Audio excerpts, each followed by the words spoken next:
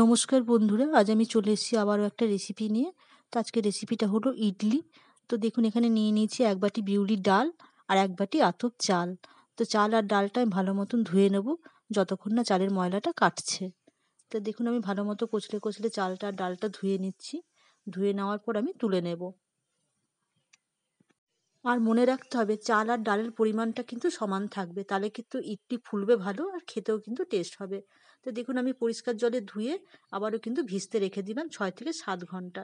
6 থেকে 7 ঘন্টা পর দেখুন, আমি এখানে নিয়েছি একটা ট্রে, যেটা ইডলি পটের ট্রে, আর এখানে দেখুন ব্যাটারটা তৈরি করে নিয়েছি।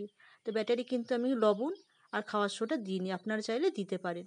তো এইভাবে ট্রেগুলোতে সাজিয়ে নিচ্ছি। এরপর দেখুন, আমি প্রত্যেকটা ট্রে ব্যাটার দিয়ে সাজিয়ে নিয়েছি। এরপর কিন্তু আমি 15 মিনিটের জন্যে ভাপ দিয়ে নেব।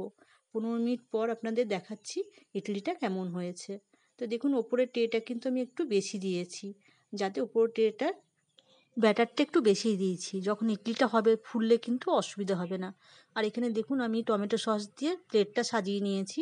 তো আপনারা যে কোনো চাটনি দিয়ে বা ইডলি কিন্তু খেতে পারবেন, তাতে সেটা ধনেপাতা হোক বা পুদিনা পাতা হোক, বা আপনারা যে ধরনের চাটনি খেতে ভালোবাসেন সেই ধরনের চাটনি দিয়ে সাজিয়ে